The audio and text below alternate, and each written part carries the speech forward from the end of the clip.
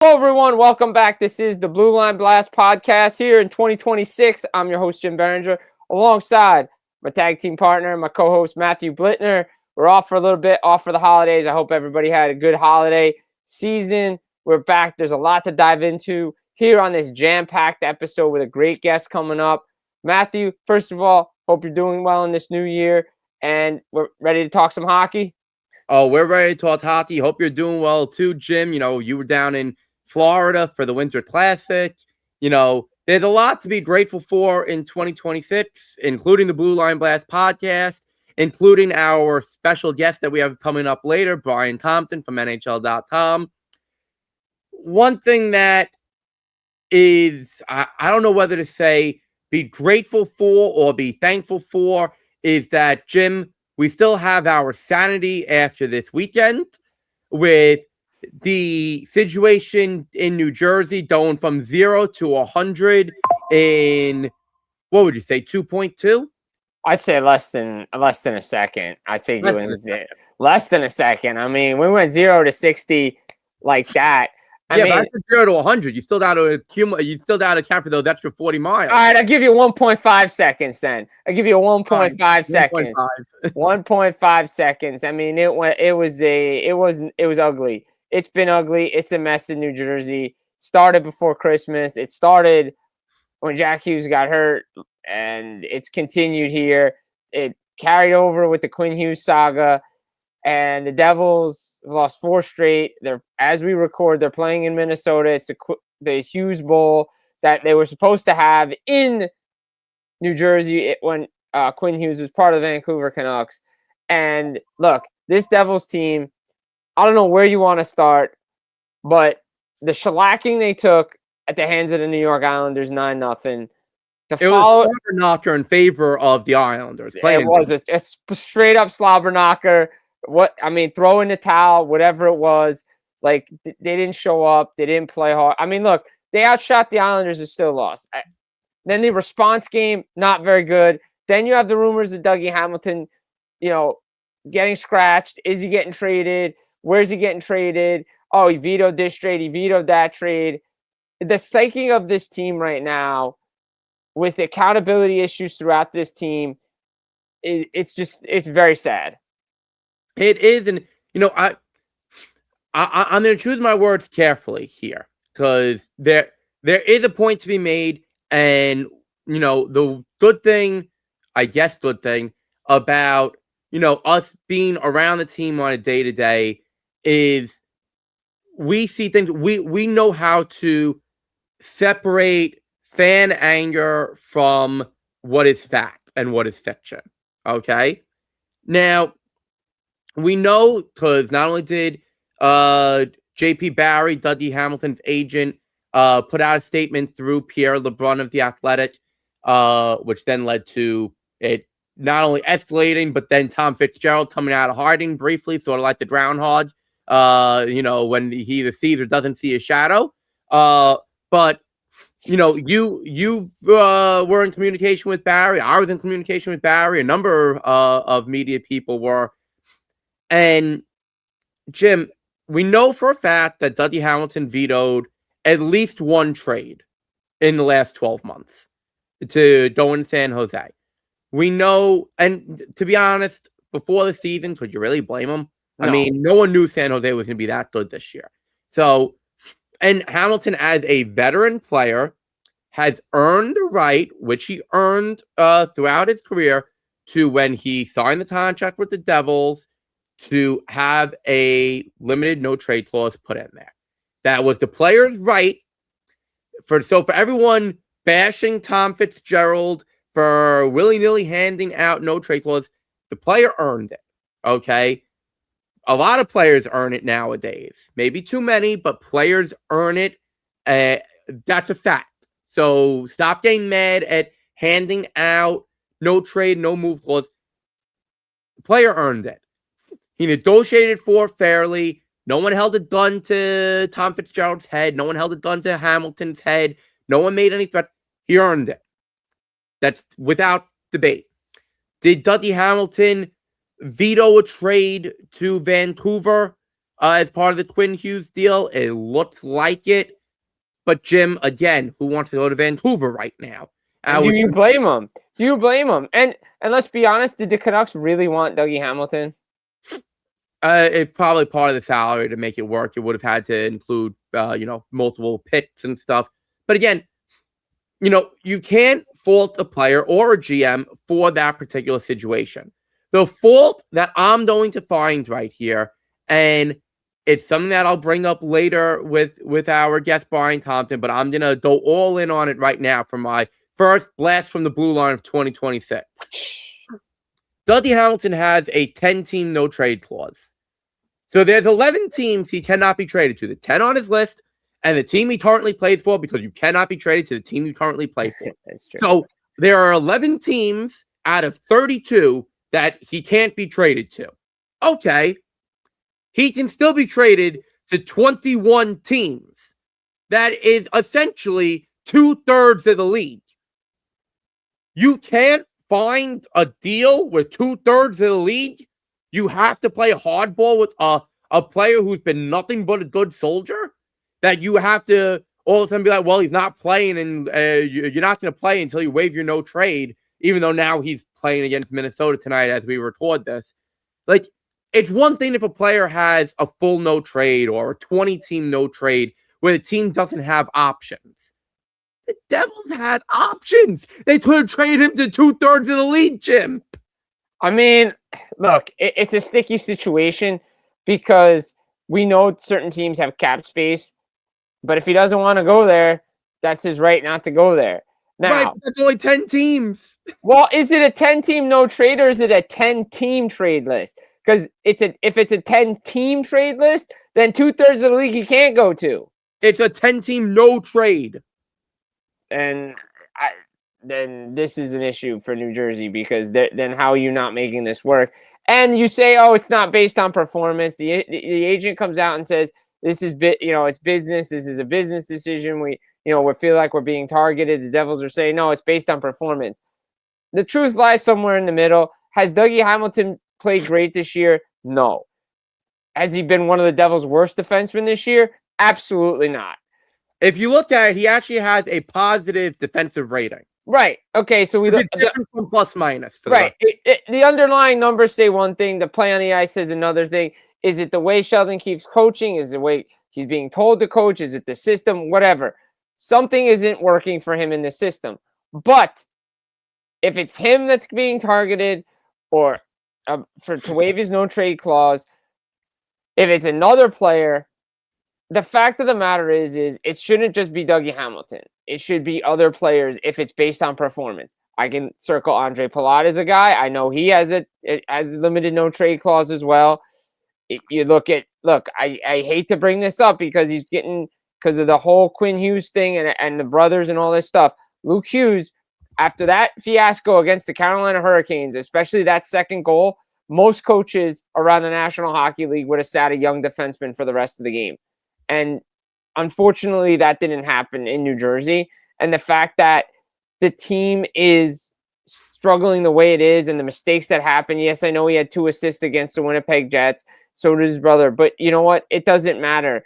The accountability issue for this team is a problem. So to say, oh, it's a performance issue with Dougie Hamilton and we have a healthy lineup, the Devils' right side isn't healthy. Simone Nemec is coming back from an injury. Jonathan Kovacevic just returned from knee surgery. Brett Pesce returned from an injury. Like, the team isn't healthy. The right side isn't healthy. So it's an excuse to sit a player and force him to waive his no-trade clause, which, again, is not a good look for New Jersey because they don't get a trade worked out. It's an issue, and the player could file a grievance, which they're not doing right now, but they could do it down the line. A great point. And Jim, I do want to walk back something that I said briefly. According to Puckpedia, and so I'm not quite sure how this works because I've never heard it phrased this way.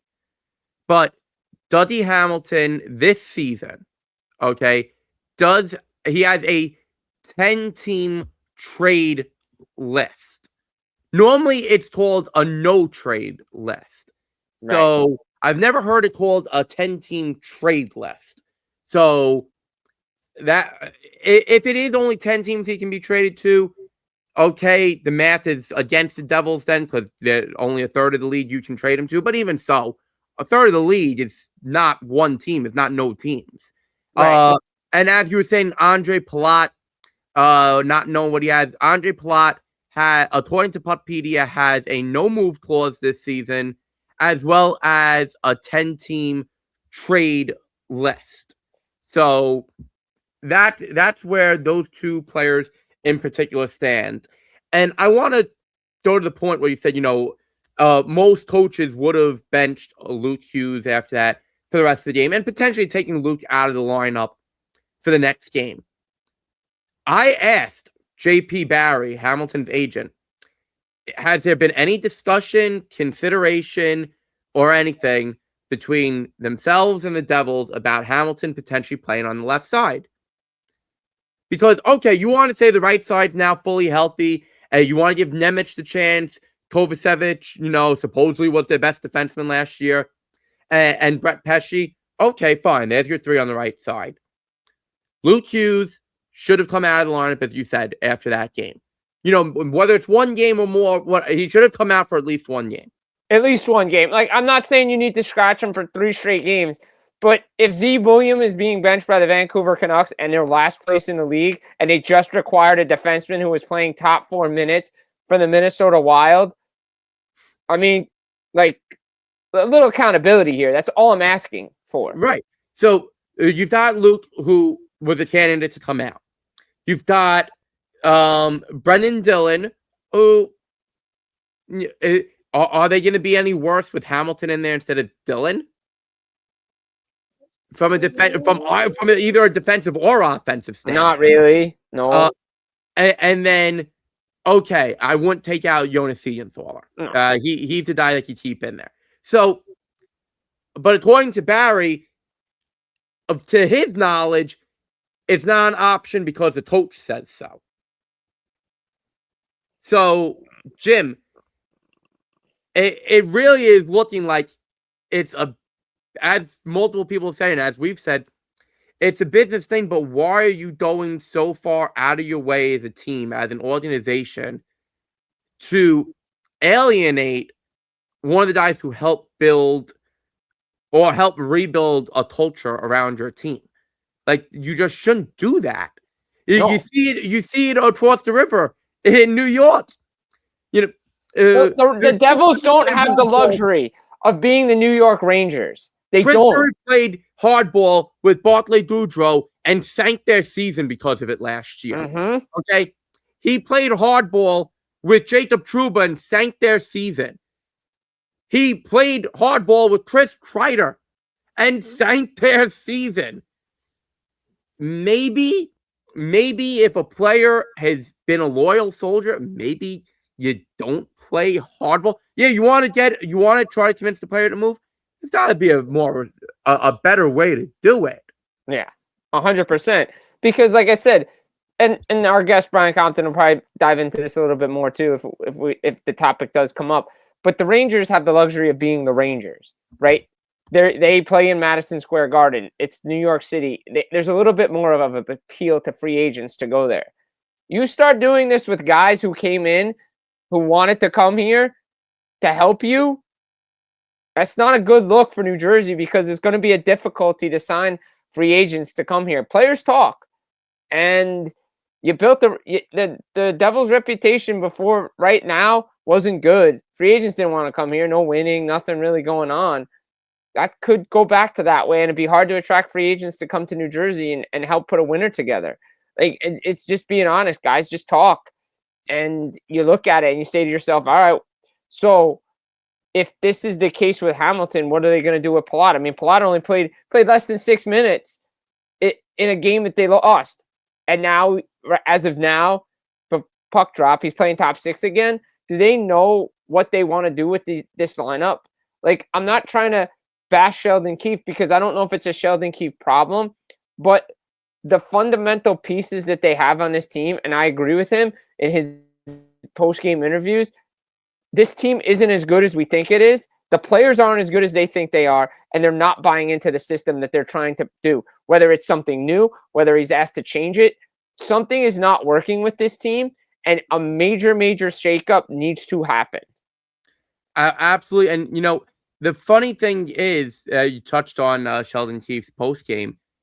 It was the other day where Sheldon Keefe, I don't remember whether it was the postgame or the pregame, where Sheldon said that, people thought we were a team before we really were, or something to that effect. I might be missing a few words. He said the people thought we were a real hockey team before we became a real hockey team. Right. So, it goes to what you're saying. We talked with Matt Laughlin before the season on here, and he thought that we're gonna, at least Eastern Conference Final, and we were agreeing with him.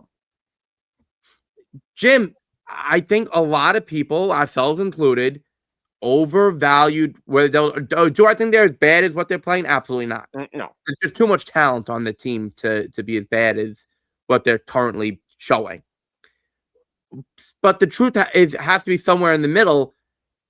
But for the truth to come out, you have to quiet the noise surrounding the team. You have to go out and play. And if the players can't go out and play because of the noise, that has to get fixed. You have to get your house in order before you can start doing anything else. And I was just looking up something, Jim, and I don't know whether this is going to give us clarity or not about the no trade clauses, because this is very weird wording, okay? But according to the way the NHL lists, no trade clauses, a 10-team, so just using 10 again as an example, a 10-team no trade clause gives a player veto power over trades to all but 10 specific teams. So if you read that at face value, does that mean that the player can be traded to only 10 teams and not 21, since obviously they can't be traded to the team who they're on? Where the language is a little bit confusing. Maybe that's why Hamilton was given a 10-team trade list, not a 10-team no trade list. Again, these things are being handed out like candy, and I think there's some players that have earned it, some players that haven't. Some of the contracts, I look around the league with it. Like you look at some of the Ranger contracts before, like you look at Alexis Lafreniere's new deal, Adam Fox's extension. You look at some of those extensions, the no trade protection, the no movement protection doesn't kick in for until year 3-4. So they have flexibility to move a player. And I think the Devils just binded themselves in to all these contracts and all these players, and they thought this was the group, and maybe it's just not the group, or maybe they're just not buying in as a team, or certain guys aren't being held to the same standard, and they have this standard and they're just not playing to it. And yes, they were 8-1 after, the first 9 games. Yeah, they had a good record with the injuries, but there were flaws. There were leakage. There were pieces missing. Sheldon wasn't satisfied. He saw it coming. He knew it was coming. You have to do the things the right way. And if there's no accountability for all players, then you lose the room and you lose the team, because certain guys know they can get away with things and other guys can't. And I'm not picking on Simone Nemec. I'm really not. Did he have a bad game against Winnipeg? Yes. But it seems like he's the one that always, when he has a bad game, he's out of lineup. And everybody else in the team has just as bad a lineup. So, and a bad game. So is it he's not ready? Where does he need to be? It's just an organizational dysfunctional mess that they need to have clarity on their direction. And the mental state of this team is so fragile that one little thing just ruins an entire game. A great point right there about the mental state. Before we get to our guest, who is patiently waiting for us, he's patiently waiting. There is one last point I want to make here. And you just brought up about how Nemec, he's the one guy who, has a bad game and comes out of the lineup. The Devils the other day when they announced that they were scratching Hamilton, said that Nemec has been their best defenseman all season before getting hurt. And yet, when Nemec, in the middle of the season, when he started getting consistent playing time and he was scoring what seemed every other night, and what was it? I think he had 6 goals in the month of November, which was historic for a Devils defenseman. I asked Sheldon Keefe after one of the games, giving Simon Nemec a lot of leeway here, a lot of runway. What do you think out of him? And Keith's answer was that, yeah, he's playing well, but it's because they don't really have any other options that he's in there doing it and getting the opportunity. So which is it? Was he only playing as much as he was because they didn't have any other options? Or was he their best defenseman before going down with an injury? We could spend the next 20 minutes deciphering and looking back on things this team has said and wondering what the meaning of a lot of what they said is, because this is what we do.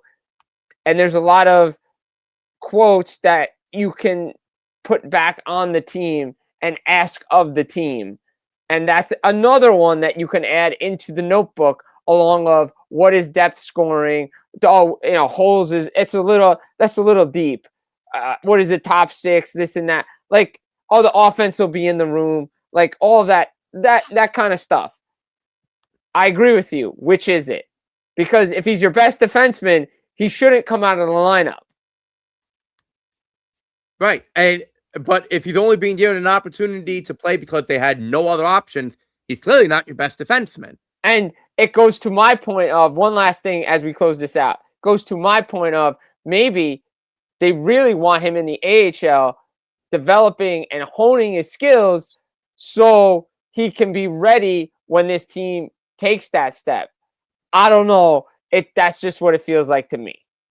Jim, with the amount of times that we said one more thing, yeah. I'm reminded of Uncle from the old cartoon show Jackie Chan Adventures, where Uncle would always be like, one more thing. And he would go on with 10 more things. Yeah. And we can't afford to go on. No, we cannot do that. 10 more things. We're currently, we have Brian Compton from NHL.com waiting to join the show. So, Jim, let's throw it to our non-existent sponsor break, the first one of 2026, and we'll be back with Brian Compton in just a moment.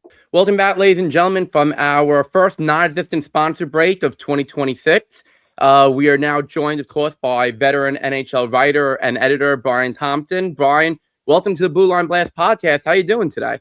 I'm doing great. How are you guys? Doing well. Pretty good. Yeah, thanks for asking. Now, Brian, as much as you're not around the Islanders as much this season, you are still there. What is your take on how things have changed, be it either on the ice or off the ice, with Matthew Darche in charge, Matthew Schaefer giving them a youth infusion, and Patrick Roy seeming more at ease, if anything?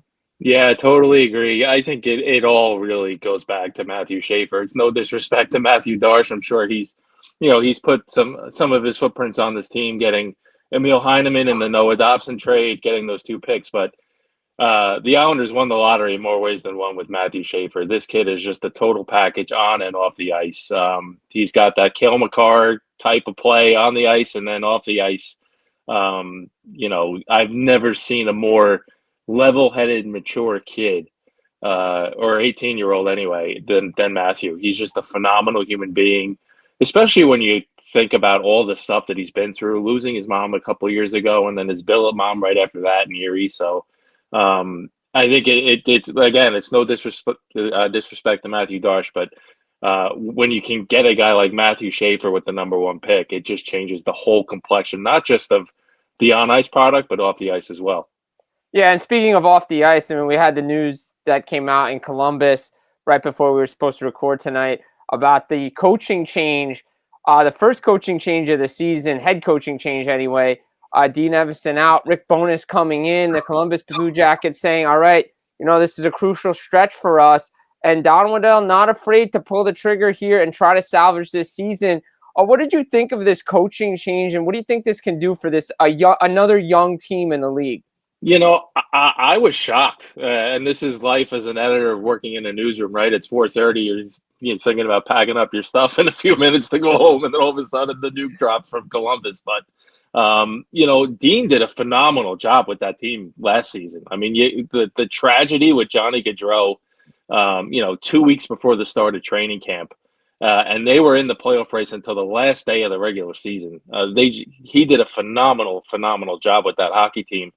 And this year, they've had a couple injuries, but it's no disrespect to Rick Bowness, who I can't believe he's back in the league. I mean, he sounded like he was completely done after that gig in Winnipeg. But if he can't fix Elvis Merzlikins, like how much can they really move forward in this playoff race? So Jack Reeves has been awfully good, but Elvis has really struggled, and every team in the league needs two goalies with this condensed schedule with the Olympics coming up. So, good for Rick to have him back in the league, but I don't know if Dean Evison is to blame here for what's going on in Columbus. Certainly a very fair point, and I agree with you. I don't think Dean Evison was to blame, but staying in the arena of firings, we know that teams will generally get a boost after a coach, be it the head coach or an assistant coach, gets fired. They'll have that little inspired play for a couple of games, but you don't really see that after a general manager gets fired, and yet Buffalo had a 10-game win streak. They've won, 13 of 14 or whatever it is right now. Have you ever seen something like that, and what could possibly, in your mind, be behind that type of turnaround? Yeah, I mean, I have to think that it was the GM change, and whatever Kevin Adams was doing that was either ticking off players or something within the culture. I don't know, but Jarmo Kekalainen, as soon as that move happened, it's like everything changed for Buffalo. It's essentially the same team. It's not like they made, a zillion changes after that. So, Tage Thompson is a terrific player. Rasmus Dahlin is a terrific player. Paterka is a really good player. There's pieces there. If the goaltending can hold up, not that it's not my job to root for any teams per se, but if we could finally get the Sabres in the playoffs for the first time in 15 years, that would be a tremendous story. Well, staying on that topic real quick, the Toronto Maple Leafs, this is pretty much the same team too, and they just make one little minor change with Marc Savard, and this team's rattled off 16 of 18 points with the same roster. Yeah, Austin Matthews is probably finally healthy, but is it just that simple as making just a minor tweak? Sometimes it can be. It's a great question. I don't know what the answer is. Even losing a guy like Mitch Marner, there was still a lot of pieces there in Toronto. The goaltending was going to be a question mark. Anthony Stolarz had a terrific year last year, and then he gets hurt. Joseph Wall left the team for a little bit for personal reasons. So Stolarz practiced with the Maple Leafs today. That's a great sign for them moving forward. Craig Berube said that he could be back even before the Olympic break, which I think their last game is February 3rd before that. So if they can get a healthy Stolarz back in the fold and you have that 1-2 punch between the pipes, if they can continue to score goals and limit the chances against, Toronto could be a pretty decent. The parity in the East, guys, is just off the charts. I mean, we're talking about Columbus again. Like, they're a 500 hockey team, and they're last in the East. So every point is going to be crucial. You have one of those games where you blow a multi-goal lead in the third period and lose in a shootout or what have you. That could really come back to bite you in the rear end when the season's over. Absolutely. I don't think we've ever seen more parity in an individual season. But, there's something that has been talked about a lot over the last couple of days. And no, it's not the weird situation in Ottawa. I'm not going anywhere near that. We've seen now, and maybe it's biased from, where we're located, but the Devils seem to be playing hardball with a player who has a no-trade clause, a limited no-trade clause. The Rangers over the last couple of years have played hardball with players who had either a no-trade clause or a no-move clause. GMs hand out these clauses as part of negotiating. Sometimes it's a deal breaker or not. Sometimes they feel the players earned it. Why do you feel that, GMs are now, it seems, going against the clauses they're giving out to play hardball to get players to to move. I mean, if you have a 10-team no trade, there's still 21 teams you can be traded to. Like, is that not enough options? Yeah, Matt, I don't know. Honestly, I think it was Steve Levy who said it the other day. Like, everybody has a no trade clause now, so it's just the crux of it. Once you hit free agency or once you're up for a new contract, I mean, you have the right to add a no move clause in there. So, what are the Devils going to do with Dougie Hamilton? I don't know. I can't stop thinking about that game on the island last week. That was just a complete tire fire. But there's so much talent there. I just don't know that the Devils are just going to go away, especially like we were talking about with the parity. I think the Devils have a better chance of getting back, moving back up in the Metro than the Rangers do. I think the Rangers are in a lot of trouble. It's just a very weird team. It's no disrespect to Mike Sullivan. I just don't know if coaching was the issue there. I think it's something else. What is it? I don't know. But the Rangers really look like they're in a lot of trouble. Let's stay with the Rangers for a moment. And obviously, they have a guy that's a UFA at the end of the year, Artemi Panarin. And you mentioned it, weird team, feast or famine, look great sometimes on the road, look great when it's outdoors, 6-0, take the roof off, I guess, Madison Square Garden, look great in the road whites. Maybe that's something too, I don't know. But they have pieces that teams would want. If Drury can sell it to Dolan and the owner of the Rangers, and they do it right, there's a chance they could turn this thing around, not this season, but down the line. But as you said, maybe it's just more of the dysfunction in the room. Yeah, I don't know if it's something in the room or it's got to be something. Obviously, if they fall out of the race, I think you have to trade Panarin. It's not like the situation with the Islanders and Tavares many moons ago, where the Islanders never had anything go right for them. And they were just trying to keep their franchise player. I mean, Artemi Panarin is still a very talented player. The Rangers are an original six franchise. Guys want to play there. But if they fall out of it, they have to collect assets. They have to get younger. I think they have to get faster. And I think another big issue for them guys is they got to figure out what's up with Lafreniere. Like, is he a top six forward or is he a bust? I don't think he's a bottom six guy. So if he's not a top six guy, what is he? Does he need a change of scenery? I think they missed the boat on Kakko. Was that a development thing with the Rangers? Something within? I don't know. But Chris Drury has a lot of issues here that he's got to figure out pretty quick. Certainly seems like 2 to 3 teams in the local area have issues, but I'm going to somewhat circle back to a team you're familiar with in a bit of a wraparound way. The Isles are the last team to win 4 straight cups. The Panthers, obviously, they've won 2 straight right now. They've been to 3 straight. They're on the outside looking in right now. I think it's a 3 or 4 point deficit at the moment. What do you think the Panthers have what it takes right now to go ahead, not only get back to the playoffs, but make it 4 straight finals appearances? If Barkov is healthy for the playoffs, yes. If he's not, no. It's really that simple. We know that Matthew Tkachuk is going to be back very soon, which is great news. He's great for that team. He's great for the league, etc. Barkov is a world-class two-way centerman, the likes of Patrice Bergeron, those kind of guys. So if he can play, if he can be healthy for the playoffs, if the Panthers get in, I think they will. I still think there's too much talent there, especially with Tkachuk coming back. If Barkov is good to go, the Panthers are going to be a really, really tough out in the playoffs again. Let's stay in. Go down the turnpike a little bit. Philadelphia Flyers and what Danny Briere, Keith Jones have done, bringing in Rick Tocchet. Travis Zegras comes in. They just re-signed and extended Christian Dvorak because of a very thin free agent market, and that's a good signing for them. What are your thoughts on the Flyers this year and the path that they've taken with their rebuild / retool? Yeah, I think they've done a terrific job. All of them, Jones, Briere, and the job that Tocchet has done so far as well. Michkov's been, banged up a little bit up and down so far, but Trevor Zegras has been a terrific story.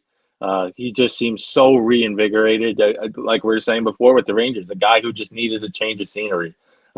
He's thrilled to be there. He's their leading scorer. He's been fantastic. Their blue line still has some question marks. Ristolainen was banged up for a long time, but are they going to make the playoffs? I'm not prepared to say that, but Dan Vildar has been fantastic for them between the pipes. They have some pieces there. It might not be this year, but the Flyers are going to be a team to be reckoned with in the East for a while here.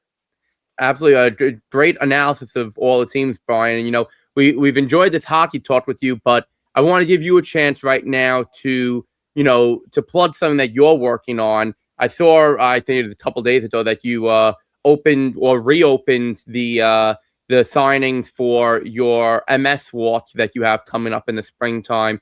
Talk to us about that. Talk to us about, the cause, who's going to be joining you this year, and just in general, how things are going for you with that. Yeah, thanks, Matt. Appreciate it. Yeah, it's going to be May 16th this year at Jones Beach. This will be my my second MS walk. I was diagnosed in July of 2024. Did the walk this past year, raised more than $26,000 with the help of people like you and just the hockey community in general. It's been fantastic. It's just a great event. My whole family was there. They'll be there again this year, except for my daughter who's studying abroad. I'm going to let it slide. she's just crushing it, and I'm really proud of her. But I'm feeling pretty good. I have good days and bad, but everybody has good days and bad. I just try to stay positive, try to hit the gym pretty much every day, and keeping the legs moving. And the medicine that I'm on is top notch. The doctors have been happy with my blood work, etc. So things are good. Appreciate it. Glad to hear that things are doing well for you. Obviously, always hoping for you, and the hockey community comes together for you.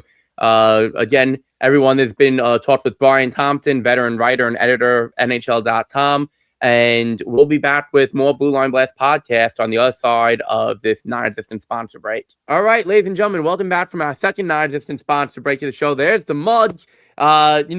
We should have written at least 2026 on the mug or something. Same mug. I like the mug, nice and white. I see that tea bag in there though, because it's hanging down on there. It's okay. I like my tea at night when we record these shows. It's good. It keeps the voice going, Also helps keep you calm when you maybe won't be so calm. Yeah. We just had a great all-around hockey talk. Awesome conversation with Brian. NHL.com's veteran writer and editor, Brian Compton, who also, talked about his journey through MS and the walk that he's organizing for it in May, on May 16th. We highly suggest everyone go check that out. Jim, there's something we need to talk about. It's something we've talked about a lot on the show. It's something we didn't talk about a lot on the show over the next 3 weeks, 4 weeks, potentially more, depending on how things go. Jim, the Olympic ice hockey test event has come and gone. And as much as the damage control comments came out a few hours before recording this about, we feel really good about how the ice held up and everything. Jim, it wasn't 5 minutes into the event that there was a massive gaping hole in front of the damn goalie crease. I mean, we're what? We're 3 weeks away? 4 weeks away? We're less than a month away from the first game. Yeah. And the ice had a major hole in it. The concourse is not done. The concessions will not be done. They need to have 14 rooms ready for all the various teams. They have 3. The practice facility is nowhere close to being done. Not even close. The arena itself is not done. They're not even able to properly temperature control the ice because it's still a construction zone. I mean, where do you want to begin with this mess? I mean, I'm going to do the beginning. All right, ventilation issue. The ventilation system, we don't know if it can work. The cooling system doesn't. We're not sure if it can work and keep up for 3 games a day for 2.5 weeks. No disrespect to the guys that played in this game. They're all professionals that played in an Italian Cup. I get it. No disrespect to the guys who've given the interviews and all the guys that have played there. You're playing professional hockey over in Italy. That's great. I love you for that because I wish I was doing it too. But this is not the National Hockey League. These are not the best players in the world testing the ice. And I'll say this. Being in Florida for the Winter Classic, the fact that they had that ice done in less than 2 weeks, temperaturized, done, ready for a game, and had no issues, how are we not getting these guys over in Europe right now? How come these guys aren't in Italy? Oh, it takes a little bit. When you're putting ice together, it takes a little to get the perfect. Excuse me? They play outdoor games every year in the National Hockey League. Like, where's the piping? What's the issue with the piping? How come this wasn't ready? Like, this is the issue I was afraid of. There could be a real issue. Oh, got to break out the ice and put new ones in because there's a long line of excuses. The issue is the NHL can't afford to stop the league for 2.5 weeks. They have to go. But there is real, and I mean real pushback from the NHL right now to the IOC for the next Winter Olympics. If they don't have control, they are going to push the PA and be like, if this doesn't go well, you can kiss the Olympics goodbye. Yeah, and well, I want to push back a little bit on something that you brought up. It's not a perfect apples to apples comparison. No, I understand that. Because the NHL didn't build a brand new arena. They used the Miami Marlins ballpark. So they only had to build the ice. They didn't have to build an entire new arena. So I get that part. I get that part, but my point is they can make ice. They could put a rink up anywhere. They bring their cooling system with them, and they can get a game ready to go for an outdoor event, and it holds up pretty well. Yes. Now that I'll agree with you on. And Jim, you talked about the Italian players who were part of the test event. Did you happen to see some of their comments about how they themselves felt that the ice was too small? That they said they don't know how NHLers are going to react to this ice because they themselves are used to playing on a smaller sheet, and they felt that the zones were too small and everything. And they wondered how the NHLers are going to deal with it. You have the professionals, but I don't want to be disrespectful. Yeah, that's what I'm saying. I just don't want to be disrespectful to these guys. But they're not NHLers. No, they're not. And they're complaining about how small the ice is in place. Can you imagine how Nathan McKinnon and Connor McDavid and company are going to feel? That neutral zone looks small.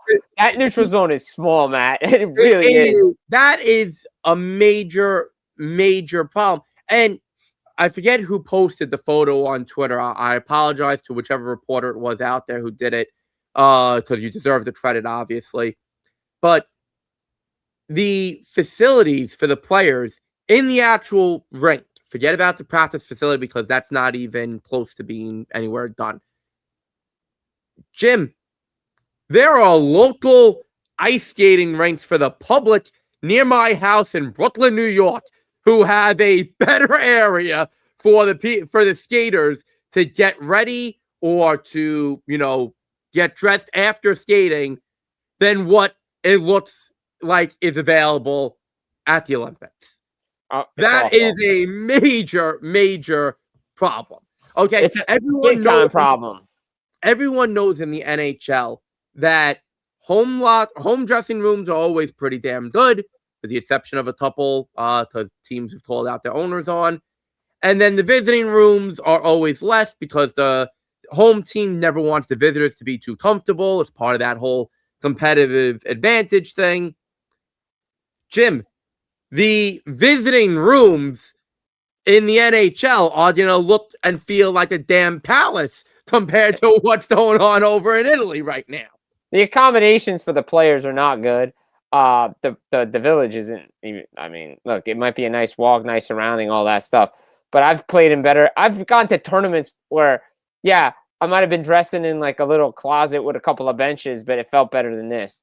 Like that rink, first of all, the rink looks like a roller hockey rink, and the neutral zone looks like a roller hockey neutral zone in some of the places I've played that have the red line. Maybe we just should play floating blue line in the Olympics because clearly that's what you probably could do because that puck's going to come out and you're going to be offsides like immediately. So that's one issue. Do away with offside. No offside. I'm down with it, man. I'm down with it. No offsides, no icing. I'm loving it. That's the new rule for the Olympics. I love it.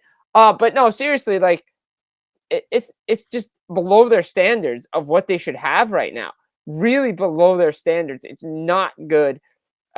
Chris Johnson was out there. I believe he's still in Italy. He was coming back. He was over there for the test event with the Athletic TSN. He took pictures. He was showing it's still a construction zone. I mean, it is just it is an awful look for, again, the last time we referenced this, again, they had how long to know about this? You had how long to get this done? It's just an embarrassment. It really is just another embarrassment. So the one of the organizers today, before the recording of the show, came out and said in an interview with The Athletic, they were awarded the games back in 2019. So depending on what time of year it was in 2019, you're talking about 6.5 years roughly advance notice they had. They didn't, because of COVID, they didn't break ground on the arena until 2023. And it's a lot of it, the construction is being privately funded. Jim, this sounds like it was a disaster from the get-go. 100% disaster. 100% disaster. It's turning all over again. The ice is not going to be good. You just pray for no injuries.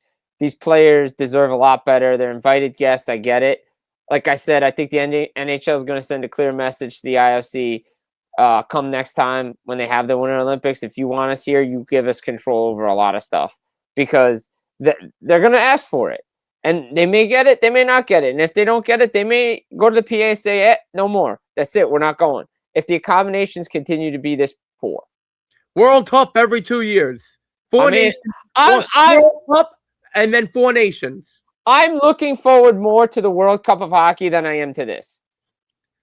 Jim, you know what the league should do? What? You know what the league really should do? And I know they won't, because if they did it, it would mean that not only would they have to admit that they listened to our show, but true. It would also be like an all-you-can-eat buffet. Remember that event that got taken away from the Isles and UBS that was supposed to be the Olympic kickoff? Yes. The league should, after the Olympics, before, because it's like a day or two before or the regular season starts up again? Yeah. Should have an Olympic press conference debriefing post-mortem for all media. You want to put it at UBS Arena, fine. You want to put it somewhere, some fancy place in Manhattan, fine, whatever. I'm going. You're going. Let everyone eat like there's no tomorrow. You think Gary Bettman and Bill Daley are going to hold back on after the Olympics, after what everything's going on? No. You think they're going to hold back? We'll have notebooks filled for weeks after that. I mean, articles will be coming out every day about something, every hour about what they say. I mean, it'd be great. I would love it. Again, but they would have to admit they listen to us. Well, stranger things have happened, right? Yeah, you never know. They do read it. So I like the idea. I think we should go with that. I like that move. All right. Well, Jim, let's end things on a high note, because when you're at the top, there's nowhere to go but the bottom, and we really don't want to go to the bottom. No, we don't need to go to the bottom, because we like everybody viewing our content and staying with us here on the Blue Line Blast podcast. Great show tonight, jam-packed, talking Dougie Hamilton, New Jersey Devils, Olympic Ice. Had a great conversation with Brian Compton of NHL.com. Guys, Blue Line Blast podcast, get it up there. Like, subscribe, comment. Jim Biringer, Matthew Blittner. Guys, take care and enjoy.